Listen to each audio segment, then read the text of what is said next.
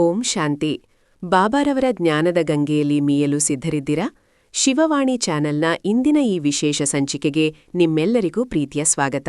ಬಾಬಾರವರು ನಮಗಾಗಿ ನೀಡುವ ಪ್ರತಿದಿನದ ಮುರಳಿ ಕೇವಲ ಮಾತುಗಳಲ್ಲ, ಅವು ನಮ್ಮ ಜೀವನದ ದಾರಿದೀಪ. ಇಂದಿನ ದಿನನಿತ್ಯದ ಮುರಳಿ ಮಂಥನದ ಮೂಲಕ ನಾವು ಸ್ವಯಂ ಪರಿವರ್ತನೆಯ ಹಾದಿಯಲ್ಲಿ ಒಂದು ಹೆಜ್ಜೆ ಮುಂದೆ ಸಾಗೋಣ. ಬನ್ನಿ, ಇಂದಿನ ಮಧುರ ಮಹಾವಾಕ್ಯಗಳನ್ನು ಆಲಿಸೋಣ. ಒಂದು ಕ್ಷಣ ನಾವೆಲ್ಲರೂ ಈ ಒಂದು ಚಿತ್ರಣವನ್ನ ಕಲ್ಪಿಸ್ಕೊಳ್ಳೋಣ.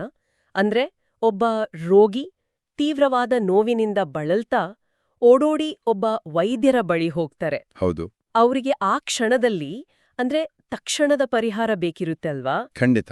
ಆಗ ಆ ವೈದ್ಯರು ಒಂದು ಇಂಜೆಕ್ಷನ್ ಕೊಡಬಹುದು, ನೋವು ತಾತ್ಕಾಲಿಕವಾಗಿ ಶಮನ ಆಗ್ಬೋದು.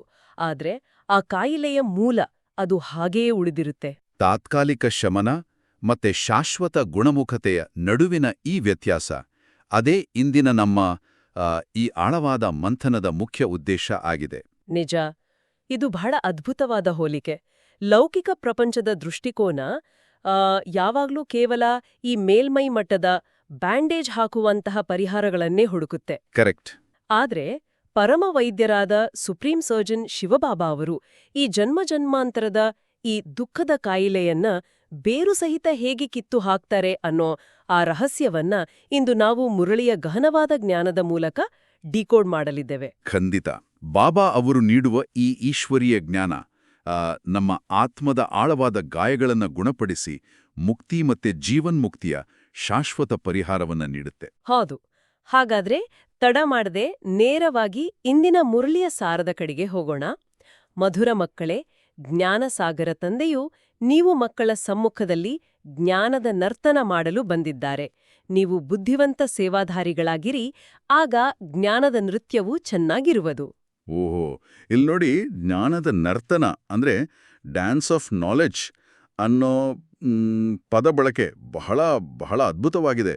ಇದನ್ನ ಕೇವಲ ಒಂದು ವಾಕ್ಯ ಅಂತ ನಾವು ನೋಡಬಾರ್ದು. ಅಂದ್ರೆ ಡ್ಯಾನ್ಸ್ ಅಂದಾಗ ನಮ್ಗೆ ಭೌತಿಕ ನೃತ್ಯ ನೆನಪಾಗತ್ತೆ, ಆದ್ರೆ ಇದು ಎಕ್ಸಾಕ್ಟ್ಲಿ. ಲೌಕಿಕದಲ್ಲಿ ವೇದಿಕೆಯ ಮೇಲಿರುವ ಕಲಾವಿದನಿಗೆ ಪ್ರೇಕ್ಷಕರ ಸ್ಪಂದನೆ ಹೇಗೆ ಆ ಶಕ್ತಿಯನ್ನು ನೀಡುತ್ತೋ, ಅದೇ ರೀತಿ ಆತ್ಮಗಳು ಎಷ್ಟರ ಮಟ್ಟಿಗೆ ಬಾಬಾ ಹೇಳುವ ಹಾಗೆ ಬುದ್ಧಿವಂತ ಸೇವಾದಾರಿಗಳಾಗಿರ್ತಾರೋ ಅಷ್ಟೇ ಆಳವಾಗಿ ಬಾಬಾ ಅವರಿಂದ ಜ್ಞಾನ ಹೊರಹೊಮ್ಮುತ್ತೆ. ಆಕ್ಚುಲಿ ಅಂದ್ರೆ ಜ್ಞಾನವನ್ನ ಅರಗಿಸುವ ಮತ್ತೆ ಹಂಚುವ ಉತ್ಸಾಹ ನಮ್ಮಲ್ಲಿ ಎಷ್ಟಿರುತ್ತೋ ಅಷ್ಟು ಮಧುರವಾದ ರಹಸ್ಯಗಳು ಜ್ಞಾನಸಾಗರನಿಂದ ಹೊರಬರುತ್ತೆ ಅಲ್ವಾ? ಹೌದು. ಕೇಳೋವರ ಗ್ರಹಣ ಸಾಮರ್ಥ್ಯ ಮತ್ತೆ ಆ ಸೇವಾಭಾವನೆಯೇ ಹೇಳುವವರ ಜ್ಞಾನದ ಹರಿವಿಗೆ ಕಾರಣ ಆಗತ್ತೆ. ಬಹಳ ಆಸಕ್ತಿದಾಯಕ. ಈಗ ನಾವು ಮುರುಳಿಯಿನ ಪ್ರಶ್ನೆ ಮತ್ತೆ ಉತ್ತರ ಭಾಗವನ್ನು ನೋಡೋಣ. ಪ್ರಶ್ನೆ ಹೀಗಿದೆ: ಸಂಗಮ ಯುಗದಲ್ಲಿ ನೀವು ಮಕ್ಕಳು ಯಾವ ಹವ್ಯಾಸವನ್ನು ಮಾಡಿಕೊಳ್ಳುತ್ತೀರಿ? ಮತ್ತೆ ಉತ್ತರ: ನೆನಪಿನಲ್ಲಿರುವ ಹವ್ಯಾಸ ಇದೇ ಆತ್ಮಿಕ ಹವ್ಯಾಸವಾಗಿದೆ. ಈ ಹವ್ಯಾಸದ ಜೊತೆಗೆ ದಿವ್ಯ ಮತ್ತು ಅಲೌಕಿಕ ಕರ್ಮವನ್ನೂ ಮಾಡಬೇಕಾಗಿದೆ. ಹೌದು, ನೆನಪಿನ ಹವ್ಯಾಸ ಇದೇ ನಮ್ಮ ಫೌಂಡೇಶನ್. ಆದ್ರೆ ಇಲ್ಲೊಂದು ದೊಡ್ಡ ಪ್ರಶ್ನೆ ಕಾಡುತ್ತೆ ನಂಗೆ. ಅಂದ್ರೆ ನಾವು ಲೌಕಿಕದಲ್ಲಿ ಸೋಷಿಯಲ್ ಮೀಡಿಯಾ ಸ್ಕ್ರೋಲ್ ಮಾಡೋದು, ಇಂತಹ ಹವ್ಯಾಸಗಳನ್ನ ಗಂಟೆಗಟ್ಟಲೆ ಯಾವುದೇ ಶ್ರಮ ಇಲ್ಲದೆ ಮಾಡ್ತೀವಿ. ಆದ್ರೆ ಅಂದ್ರೆ ನೆನಪಿನ ಹವ್ಯಾಸವನ್ನ ಆಫೀಸ್ ಟೆನ್ಷನ್ ಮಧ್ಯೆ ಟ್ರಾಫಿಕ್ನಲ್ಲಿ ಕಾಪಾಡಿಕೊಳ್ಳೋದು ಇಷ್ಟೊಂದು ಕಷ್ಟ ಯಾಕಾಗುತ್ತೆ? ಪರಮ ವೈದ್ಯರ ಬಳಿ ಇದಕ್ಕೆ ಸುಲಭವಾದ ಮಂತ್ರದಂಡ ಇಲ್ವಾ? ಸುಲಭವಾದ ಮಂತ್ರದಂಡದಿಂದ ಯಾವತ್ತೂ ಶಾಶ್ವತ ಪರಿಹಾರ ಸಿಗೋದಿಲ್ಲ. ಈ ಪ್ರಶ್ನೆಗೆ ಮೂಲ ಕಾರಣನೇ ದೇಹಾಭಿಮಾನ. ದೇಹಾಭಿಮಾನ ಅಂದ್ರೆ ನಾವೇ ಕ್ರಿಯೇಟ್ ಮಾಡ್ಕೊಂಡಿರೋ ಭ್ರಮೆ. ಕರೆಕ್ಟ್. ಜನ್ಮಾಂತರಗಳಿಂದ ನಾನು ಈ ದೇಹ ಅಂತ ನಂಬಿ ನಮ್ಮ ನರಮಂಡಲ, ನ್ಯೂರಲ್ ಪಾಥ್ವೇಸ್ ಅಂತಾರಲ್ಲ, ಅದು ಆ ರೀತಿ ರೂಪುಗೊಂಡು ಬಿಟ್ಟಿದೆ. ಲೌಕಿಕ ಹವ್ಯಾಸಗಳು ನಮ್ಮ ಶಕ್ತಿಯನ್ನ ಹೀರ್ತವೆ, ಆದ್ರೆ ಅದಕ್ಕೆ ಎಫರ್ಟ್ ಬೇಕಿಲ್ಲ. ಹೌದು, ನ್ಯಾಚುರಲ್ ಆಗಿ ಆಗೋಗುತ್ತೆ ಅದು. ಆದ್ರೆ ಬಾಬಾ ಹೇಳುವ ಈ ಆತ್ಮಿಕ ಹವ್ಯಾಸ, ಈ ಯಾದಕ್ಕೆ ಯೋಗಾಗ್ನಿ ಬೇಕು. ಯೋಗಾಗ್ನಿ ಅಂದ್ರೆ ಕೇವಲ ಎಲ್ಲೊಂದ್ ಕಡೆ ಕಣ್ಮುಚ್ಚಿ ಧ್ಯಾನ ಕೂರೋದಲ್ಲ. ಮತ್ತೆ ಆ ಅಗ್ನಿ ಅಂದ್ರೆ ಎಕ್ಸಾಕ್ಟ್ಲಿ ಏನು? ನಮ್ಮ ಹಳೆಯ ನಕಾರಾತ್ಮಕ ಯೋಚನೆಗಳನ್ನ, ಕಾಗ್ನೇಟಿವ್ ಬಯಾಸ್ ಅನ್ನು ಮುರಿದು ನಾನು ಆತ್ಮ ಅನ್ನೋ ಹೊಸ ಅರಿವನ್ನ ಸೃಷ್ಟಿಸುವಾಗ ಆಗುವ ಘರ್ಷಣೆ ಇದೆಯಲ್ಲ, ಅದೇ ಆ ಅಗ್ನಿ. ಈ ಅಗ್ನಿಯಿಂದಲೇ ಹಿಂದಿನ ಪಾಪಗಳು, ವಿಕರ್ಮಗಳು ಭಸ್ಮ ಆಗೋದು. ಆ ಘರ್ಷಣೆಯೇ ಅಗ್ನಿ. ಇದು ನಿಜಕ್ಕೂ ಕಣ್ಣು ತೆರೆಸುವಂತ ಡೀಪ್ ಆದ ವಿವರಣೆ. ಈ ನೆನಪಿನ ಹವ್ಯಾಸದಿಂದಲೇ ನಾವು ನಮ್ಮ ನೈಜ ಸ್ಥಾನವನ್ನ ತಲುಪಬಹುದು ಅಂತ ಬಾಬಾ ಇಂದು ಮುರಳೀಲಿ ಬಹಳ ವಿಸ್ತಾರವಾಗಿ ವಿವರಿಸಿದ್ದಾರೆ. ಹೌದು, ಇದು ಬಹಳ ಮುಖ್ಯವಾದ ಪಾಯಿಂಟ್. ಬಾಬಾ ಹೇಳ್ತಾರೆ, ನಾವು ಈಗ ಈಶ್ವರನ ಮಡಿಲಿನಲ್ಲಿದ್ದೇವೆ ಅಂತ. ಲೌಕಿಕ ತಂದೆಯ ಮಡಿಲಿಗಿಂತ ಈ ಪಾರಲೌಕಿಕ ಮಡಿಲು ಎಷ್ಟು ಶ್ರೇಷ್ಠವಾದದ್ದು ಅಲ್ವಾ? ಖಂಡಿತ. ಮತ್ತು ಇದೇ ಕಾರಣಕ್ಕೆ ಸಂಗಮ ಯುಗದ ಬ್ರಾಹ್ಮಣರ ಗುಪ್ತ ಮಹಿಮೆ ಸತ್ಯಯುಗದ ದೇವತೆಗಳಿಗಿಂತಲೂ ಶ್ರೇಷ್ಠವಾಗಿದೆ ಅಂತ ಬಾಬಾ ವಿವರಿಸ್ತಾರೆ. ಅರೆ, ಸತ್ಯಯುಗದ ದೇವತೆಗಳಿಗಿಂತ ಶ್ರೇಷ್ಠನಾ? ಇದು ನಮ್ಗೆ ಅರ್ಥ ಮಾಡ್ಕೊಳ್ಳೋಕೆ ಸ್ವಲ್ಪ ಕಷ್ಟ ಆಗಬಹುದು. ನೋಡಿ, ದೇವತೆಗಳು ಕೇವಲ ತಮ್ಮ ಪ್ರಾಲಬ್ಧವನ್ನ, ಅಂದ್ರೆ ಹಿಂದಿನ ಜನ್ಮದ ಪುಣ್ಯದ ಫಲವನ್ನ ಅನುಭವಿಸ್ತಾ ಇರ್ತಾರೆ. ಆದರೆ ನಾವು ಈಗ ಸಂಗಮ ಯುಗದಲ್ಲಿ ಸಾಕ್ಷಾತ್ ಪರಮಾತ್ಮನಿಂದ ನೇರವಾಗಿ ಪಾಠ ಕಲಿತಾ ಇದ್ದೀವಿ. ನಮ್ಮ ಪುರುಷಾರ್ಥ ನಡೀತಾ ಇದೆ, ಭವಿಷ್ಯವನ್ನ ನಾವೇ ರೂಪಿಸ್ಕೊಳ್ತಾ ಇದ್ದೀವಿ. ಓಹೋ, ಅಂದ್ರೆ ವಿದ್ಯಾರ್ಥಿ ದೆಸೆ ಪದವಿ ಪಡೆದ ಮೇಲಿನ ಜೀವನಕ್ಕಿಂತ ಹೆಚ್ಚು ಶ್ರೇಷ್ಠ ಅನ್ನೋ ಥರ. ಅದೇ ಜಗತ್ತಿನ ಬಹುಪಾಲು ಜನರಿಗೆ ಇದರ ಅರಿವೇ ಇಲ್ವಲ್ಲ. ಅದೇ ಬಾಬಾ ಹೇಳೋದು. ಭಕ್ತಿ ಮಾರ್ಗದಲ್ಲಿ ಮನುಷ್ಯರು ಭಗವಂತನನ್ನ ಕೇವಲ ಕೂಗಿ ಕರೀತಾರೆ. ಬಾಬಾ ಬಹಳ ಸ್ಪಷ್ಟವಾಗಿ ಹೇಳ್ತಾರೆ, ತಮೋಪ್ರಧಾನ ಬುದ್ಧಿಯ ಮನುಷ್ಯರು ಕೇವಲ ಓ ಭಗವಂತ ಅಂತ ಕರೀತಾರೆ ಹೊರತು ಆತ ಯಾರು, ಹೇಗಿದ್ದಾನೆ ಅನ್ನೋದನ್ನ ಅರಿಯೋದಿಲ್ಲ ಅಂತ. ನಿಖರವಾಗಿ ಇದನ್ನೇ ಬಾಬಾ ಸಂಪೂರ್ಣ ಅಂಧಕಾರ ಅಂತ ಕರೆಯೋದು. ಭಗವಂತನ ಅಸ್ತಿತ್ವದ ಬಗ್ಗೆ ಕೇವಲ ಒಂದು ಕುರುಡು ನಂಬಿಕೆ ಇದೆ ಹೊರತು ಆತನ ಬಗ್ಗೆ ಸ್ಪಷ್ಟವಾದ ಅರಿವಿಲ್ಲ. ಕರೆಕ್ಟ್, ಕುರುಡು ನಂಬಿಕೆ. ಆದರೆ ಬಾಬಾ ಅವರು ಬಂದು ನಮಗೆ ಈ ಜ್ಞಾನದ ಬೆಳಕನ್ನ ನೀಡಿದಾಗ ನಮ್ಮ ಬುದ್ಧಿ ಸತೋಪ್ರಧಾನ ಆಗೋಕೆ ಶುರುವಾಗುತ್ತೆ. ಈ ಅದ್ಭುತವಾದ ಜ್ಞಾನ ಯಾವುದೇ ವೇದ ಅಥವಾ ಶಾಸ್ತ್ರಗಳಲ್ಲಿ ಇಲ್ಲ ಅನ್ನೋದನ್ನ ನಾವು ಅರ್ಥ ಮಾಡಿಕೊಳ್ಬೇಕು. ಇದು ಬಹಳ ಆಶ್ಚರ್ಯದ ವಿಷಯ. ಇಷ್ಟೊಂದು ಅದ್ಭುತವಾದ ಜ್ಞಾನ ಶಾಸ್ತ್ರಗಳಲ್ಲಿ ಯಾಕಿಲ್ಲ? ಯಾಕೆ ಅಂದ್ರೆ ಬಾಬಾ ವಿವರಿಸ್ತಾರೆ, ಈ ಜ್ಞಾನ ಸತ್ಯಯುಗ ಬಂದ ತಕ್ಷಣ ಪ್ರಾಯಲೋಪ ಆಗ್ಬಿಡುತ್ತೆ, ಅಂದ್ರೆ ಮರೆಯಾಗ್ಬಿಡುತ್ತೆ. ಈ 5000 ವರ್ಷಗಳ ಸೃಷ್ಟಿ ಚಕ್ರದ ಆ ನಿಖರವಾದ ರಹಸ್ಯ ಶಾಸ್ತ್ರಗಳಲ್ಲಿ ಸಿಗೋದಿಲ್ಲ. ಹೌದು, ಅದಕ್ಕಾಗಿಯೇ ಬಾಬಾ ಕೃಷ್ಣನ ಆ ಕೊಳಲಿನ ಸುಂದರವಾದ ರೂಪಕವನ್ನ ಬಿಡಿಸಿಡ್ತಾರೆ. ನೋಡಿ, ಭಕ್ತಿ ಮಾರ್ಗದಲ್ಲಿ ಕೃಷ್ಣ ಮರದ ಕೊಳಲನ್ನ ನುಡಿಸ್ತಾ ಇದ್ದ ಅಂತ ಚಿತ್ರಿಸಿದ್ದಾರೆ. ಹೌದು, ಎಲ್ಲಾ ಕಡೆ ಅದೇ ಕಥೆ, ಅದೇ ಚಿತ್ರ ಇರುತ್ತೆ. ಆದ್ರೆ ಅದು ಭೌತಿಕವಾದ ಮರದ ಕೊಳಲಲ್ಲ, ಅದು ಶಿವಬಾಬಾ ನುಡಿಸುವ ಜ್ಞಾನದ ಮುರಳಿ. ಪತಿತ ಪಾವನನಾದ ಆ ತಂದೆ ಮಾತ್ರ ಬಂದು ಈ ರಾಜಯೋಗವನ್ನ ಕಲಿಸಲು ಸಾಧ್ಯ. ಹೌದು, ಶಿವಬಾಬಾ ಮಾತ್ರ ಈ ಮುರಳಿಯನ್ನ ನುಡಿಸೋಕೆ ಸಾಧ್ಯ. ಈ ಸೃಷ್ಟಿ ನಾಟಕದ ರಹಸ್ಯ ಅರಿಯೋದು ಇದು ಕೇವಲ ಒಂದು ಕ್ಯೂರಿಯಾಸಿಟಿ ಅಥವಾ ಕುತೂಹಲದ ವಿಷಯ ಅಲ್ಲ. ಇದು ನಮ್ಮ ಸ್ಥಿತಿಯನ್ನ ಗಟ್ಟಿಗೊಳಿಸೋ ಆಧಾರ ಆಗಿದೆ. ಖಂಡಿತ. ಪ್ರತಿಯೊಬ್ಬರೂ ತಮ್ಮ ಪುರುಷಾರ್ಥದ ಆಧಾರದ ಮೇಲೆ ನಂಬರ್ವಾರ್ ಪದವಿಯನ್ನ ಪಡೀತಾರೆ ಅಂತ ಬಾಬಾ ಹೇಳ್ತಾರೆ. ಪುರುಷಾರ್ಥದ ಬಗ್ಗೆ ಮಾತಾಡುವಾಗ ಬಾಬಾ ಒಂದು ಗಹನವಾದ ಸತ್ಯವನ್ನ ತೆರೆದಿರ್ತಾರೆ. ಸ್ವತಃ ತಂದೆಯೂ ಸಹ ಈ ಡ್ರಾಮಾದ ಅಂದ್ರೆ ನಾಟಕದ ಬಂಧನದಲ್ಲಿ ಬಂಧಿತರಾಗಿದ್ದಾರೆ. ಇದು ಬಹಳ ಡೀಪ್ ಆದ ಪಾಯಿಂಟ್. ಹೌದು, ಕಲ್ಪದ ಮೊದಲು ಹೇಗೆ ನಡೆದಿದ್ರೋ ಈಗ್ಲೂ ಹಾಗೆ ನಡಿಬೇಕು. ಇದು ಎಷ್ಟೊಂದು ಆಳವಾದ ಆಯಾಮವನ್ನ ನೀಡುತ್ತೆ ಅಲ್ವಾ? ಅಂದ್ರೆ ಪರಮಾತ್ಮನೂ ಸಹ ನಾಟಕದ ನಿಯಮಗಳನ್ನ ಮೀರುವಂತಿಲ್ಲ. ಖಂಡಿತ. ಈ 5000 ವರ್ಷಗಳ ಕಲ್ಪ ನಿಖರವಾಗಿ ಎಕ್ಸಾಕ್ಟ್ ಆಗಿ ಪುನರಾವರ್ತನೆ ಆಗುತ್ತೆ ಅನ್ನೋ ಆ ಅರಿವು ನಮ್ಮಲ್ಲಿರುವ ಎಷ್ಟೋ ಆತಂಕಗಳನ್ನ ದೂರ ಮಾಡುತ್ತೆ. ಆದ್ರೆ ಇದರ ಅರ್ಥ ನಾವು ಸುಮ್ಮನೆ ಕೈಕಟ್ಟಿ ಕೂರ್ಬೇಕು ಅಂತಲ್ಲ. ಹೌದು, ಪ್ರಯತ್ನ ಮಾಡ್ತಾನೇ ಇರಬೇಕು. ಬಾಬಾ ಒಂದು ಕಠಿಣ ಎಚ್ಚರಿಕೆಯನ್ನೂ ನೀಡ್ತಾರೆ. ಅದೇ ಮಾಯೆಯ ಬಿರುಗಾಳಿಗಳ ಬಗ್ಗೆ.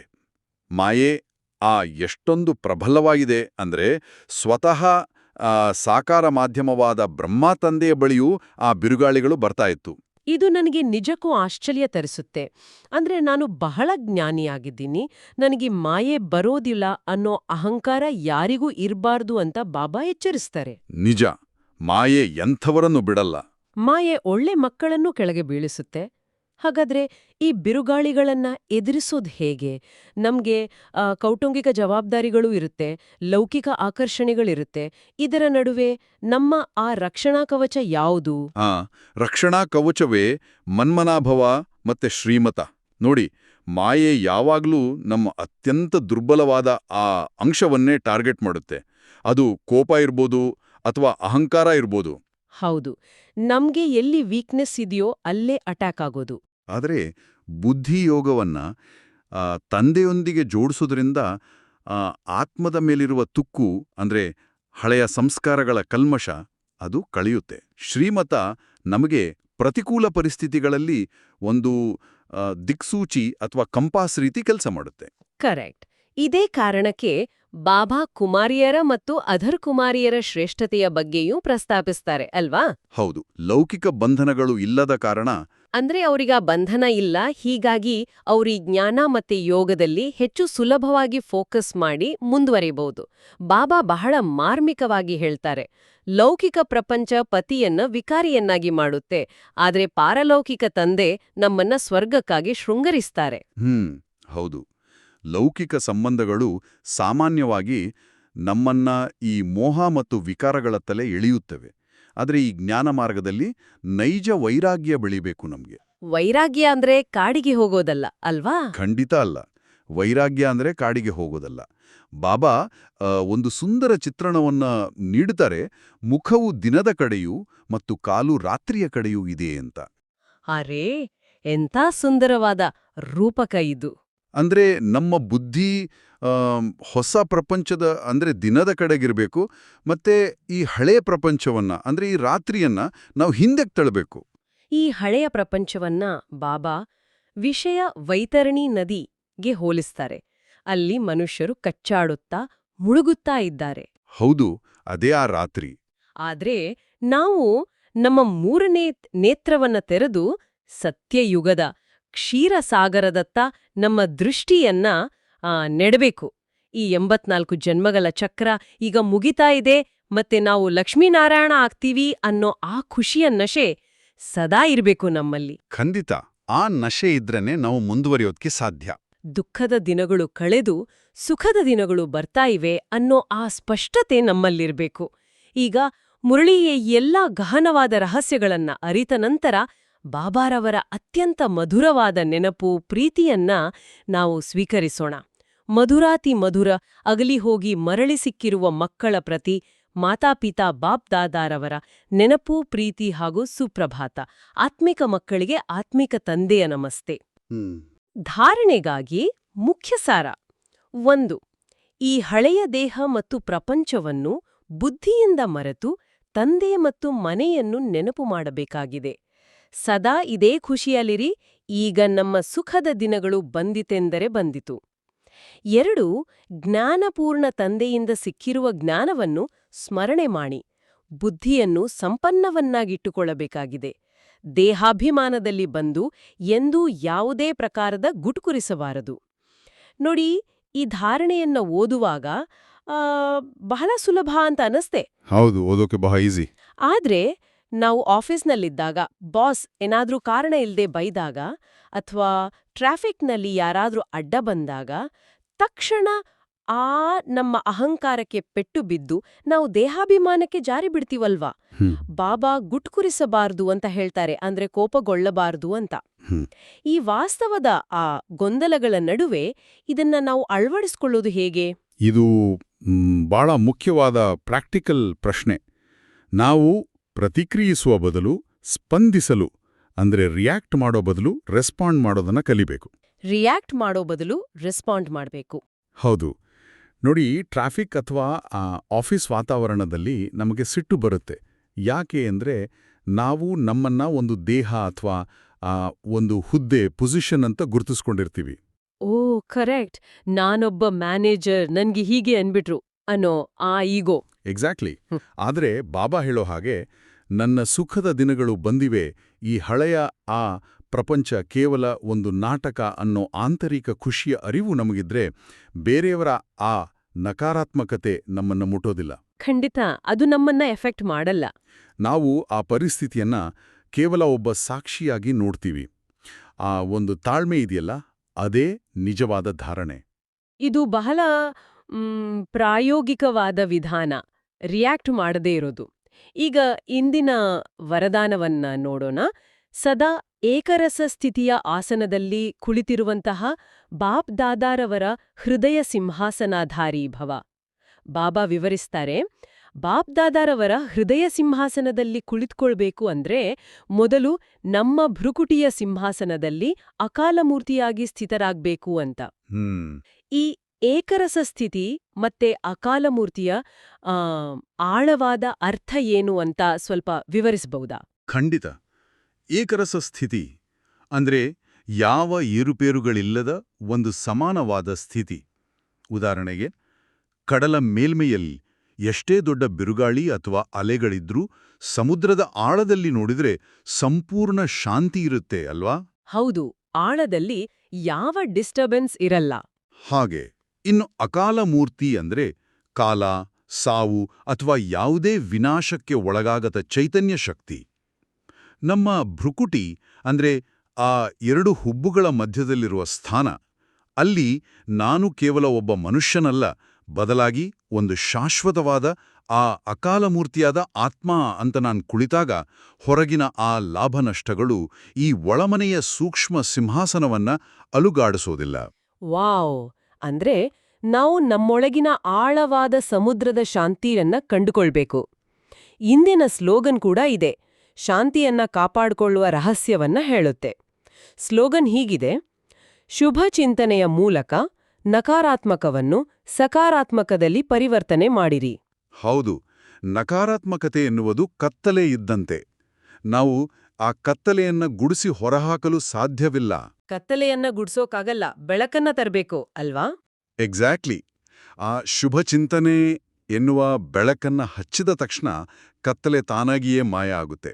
ಯಾರಾದರೂ ನಮ್ಮ ಬಗ್ಗೆ ಕೆಟ್ಟದಾಗಿ ಮಾತನಾಡಿದ್ರೂ ಅವರ ಬಗ್ಗೆ ನಾವು ಶುಭ ಭಾವನೆ ಇಡುವುದೇ ನಮ್ಮ ಬುದ್ಧಿಯನ್ನ ಸತೋಪ್ರಧಾನವಾಗಿ ಇಡುವ ಅಸಲಿ ತಂತ್ರ.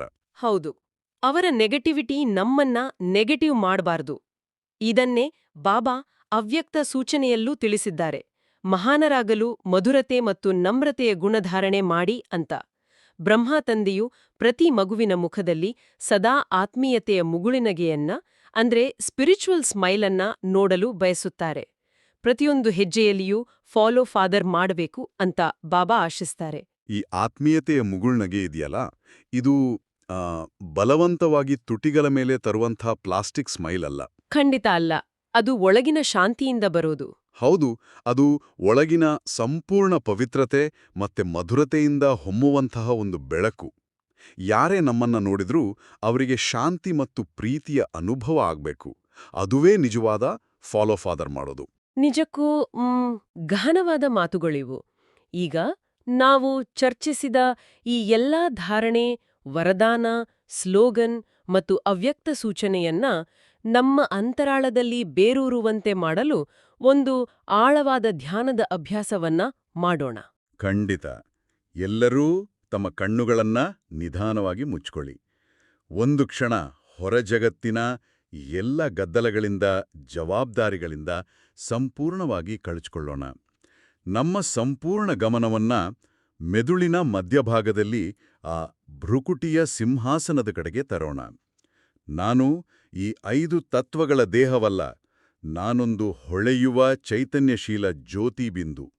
ನಾನು ಅಕಾಲಮೂರ್ತಿ, ಕಾಲದ ಹಂಗಿಲ್ಲದ, ವಿನಾಶವಿಲ್ಲದ ದಿವ್ಯ ಶಕ್ತಿ. ನನ್ನ ಈ ಭ್ರುಕುಟಿಯ ಸಿಂಹಾಸನದಲ್ಲಿ ನಾನು ಅಚಲವಾಗಿ ಕುಳಿತಿದ್ದೇನೆ.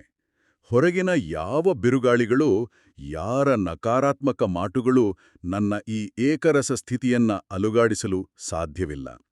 ನಾನು ಸಾಕ್ಷಾತ್ ಪರಮಾತ್ಮ ಶಿವಬಾಬಾನ ಹೃದಯ ಸಿಂಹಾಸನಾಧಾರಿ ಮಗು. ನನ್ನ ಪ್ರತಿಯೊಂದು ಸಂಕಲ್ಪವೂ ಅತ್ಯಂತ ಶುಭ ಮತ್ತು ಸಕಾರಾತ್ಮಕವಾಗಿದೆ. ಕತ್ತಲೆಯ ನಡುವೆಯೂ ನಾನು ಬೆಳಕನ್ನ ಹರಡುವನು. ನನ್ನ ಮುಖದಲ್ಲಿ ಸದಾ ಬ್ರಹ್ಮ ಬಾಬಾರವರ ಆ ಆತ್ಮೀಯತೆಯ ಮುಗುಳುನಗೆ ಹೊಳೆಯುತ್ತಿದೆ. ನಾನು ಜ್ಞಾನಸಾಗರನ ಮಗು. ನನ್ನಿಂದ ಶಾಂತಿ ಮತ್ತು ಪ್ರೀತಿಯ ಕಿರಣಗಳು ಇಡೀ ವಿಶ್ವಕ್ಕೆ ಪಸರಿಸುತ್ತಿವೆ. ಓಂ ಶಾಂತಿ, ಓಂ ಶಾಂತಿ, ಓಂ ಶಾಂತಿ. ಎಷ್ಟೊಂದು ಶಾಂತಿಯುತವಾದ ಮತ್ತೆ ಸ್ಥಿರವಾದ ಅನುಭವ ಇದು. ಮುರುಳಿಯ ಈ ಜ್ಞಾನನರ್ತನದಲ್ಲಿ ಮುಳುಗಿದಷ್ಟು ನಮ್ಮ ಆ ಮೂಲ ಕಾಯಿಲೆಗೆ ಶಾಶ್ವತವಾದ ಪರಿಹಾರ ಸಿಗ್ತಾ ಇದೆ ಅನ್ನೋ ಭರವಸೆ ಮತ್ತಷ್ಟು ದೃಢವಾಗುತ್ತೆ.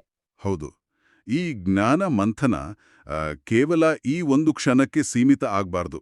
ನಾವು ಕಚೇರಿಗೆ ಹೋದಾಗ ಅಥವಾ ಮನೆಯ ಕೆಲಸ ಮಾಡುವಾಗಲೂ ಈ ಅಕಾಲ ಮೂರ್ತಿಯ ಅರಿವು ಸದಾ ನಮ್ಮ ಜೊತೆಗಿರಬೇಕು.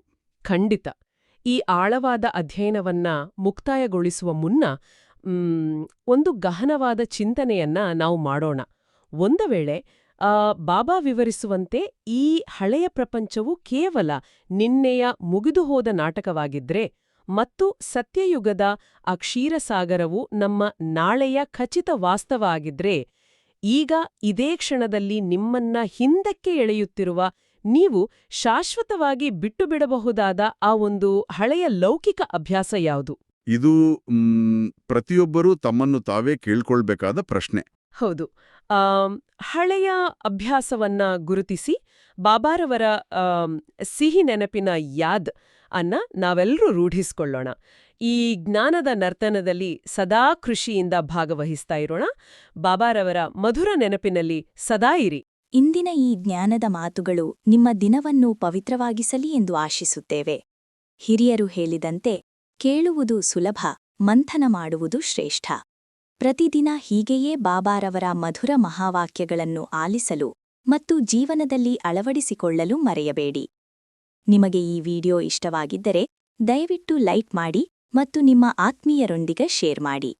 ಇಂತಹ ದಿನನಿತ್ಯದ ಮುರಳಿ ಮಂಥನಕ್ಕಾಗಿ ನಮ್ಮ ಶಿವವಾಣಿ ಚಾನೆಲ್ಗೆ ಈ ಕೂಡಲೇ ಸಬ್ಸ್ಕ್ರೈಬ್ ಆಗಿ. ಸದಾ ಖುಷಿಯಾಗಿರಿ, ಶಾಂತಿಯಿಂದರಿ. ಓಂ ಶಾಂತಿ.